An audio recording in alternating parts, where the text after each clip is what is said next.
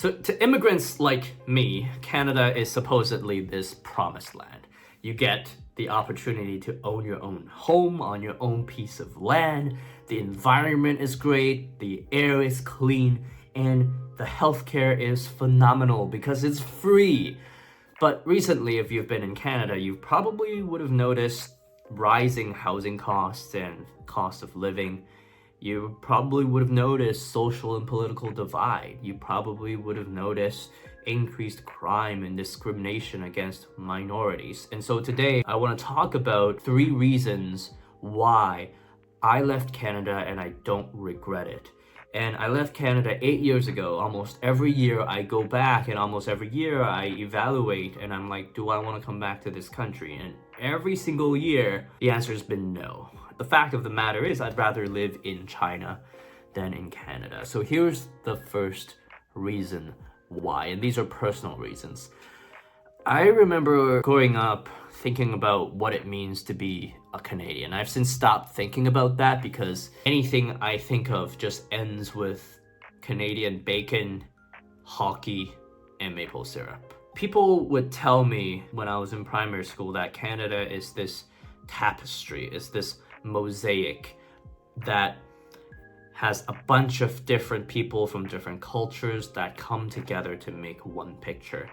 And at that time, I didn't realize that a tapestry, a mosaic, meant that we all had our own squares. And needless to say, growing up, I hung out with the group of Asians that weren't really good at Chinese, but was pretty good at English, and stereotypically a bunch of us were also pretty good at math, right?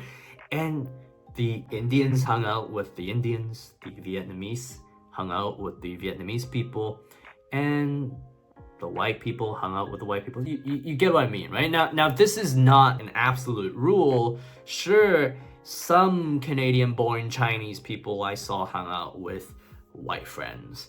But in general, that just wasn't what I observed, right? People still hung out with people that were similar to them. And so it's almost like there were these invisible boundaries in between groups of people. We were our own community and we had our own identity. And so I never felt like I really belonged in Canada, but I never felt like I really was Chinese either. And so part of me coming to China was to figure out where I actually belonged. And so the first reason why maybe you should consider moving abroad to any country really is just to check out the different cultures and geographies that are out there. Because maybe, just maybe, if you don't feel like you belong in Canada, maybe you'll find some other place where you will feel like you belong. And funny fact, I made my first white friend in China because in China, I'm in a group of foreigners. And so there were people from India, there were people from South Africa, from the States, from Canada, from Europe. And we were all in this category of foreigners in China. And we built this vibrant community of foreigners. And it was interesting to me how deeply I ended up experiencing multiculturalism after I left Canada. Food for thought. The second reason why I am not going back to Canada and why I stayed away is gonna be a pretty obvious one. It's the cost of living. I'm right now really, really lucky to be in a job that pays the bills, and I have more than enough that is left over where I can invest, where I can take my family on vacation and enjoy a reasonably comfortable standard of living.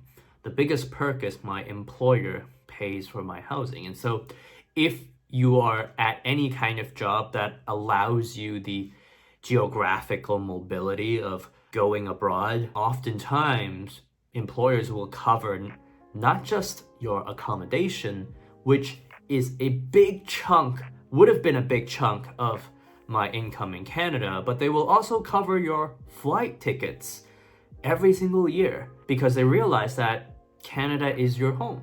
And so you get to go back to Canada every year for free while you live for free abroad. And so why would I not take that deal? And I'm in a country where the cost of living is a fifth of the Canadian cost of living. And if you're hired as a foreigner, you get paid a foreigner's salary. So I'm making a Canadian salary, and I would say even a little bit higher because of the market economics. It's actually harder to get a foreigner to go work abroad, and so there's a premium for foreigners that are willing to work abroad. So I'm getting paid more than somebody with the same job in Canada, and I'm getting my housing paid for, and I get flight tickets for free, and I get to enjoy a fifth of the cost of living of what I would have spent in Canada. So why wouldn't I take that deal? The third reason why I'm not going back to Canada, and I'll be honest with you, this is probably gonna cause some eye rolls. I don't really agree with the liberal culture back there. Like, am I wrong for thinking that crystal meth shouldn't be legalized? Like, am I wrong for thinking that people have become way too easily offended by the smallest things? Here in China, people are just trying to make a living. They're just trying to get by and provide for their family. That's the focus. And I just wish I can continue to give you generic reasons for why I left Canada and I'm not going back. I love traveling, or I want to experience different cultures, or lower cost of living. But my final and perhaps most important reason is I just don't think that country is heading in a direction that is gonna be positive for my kids.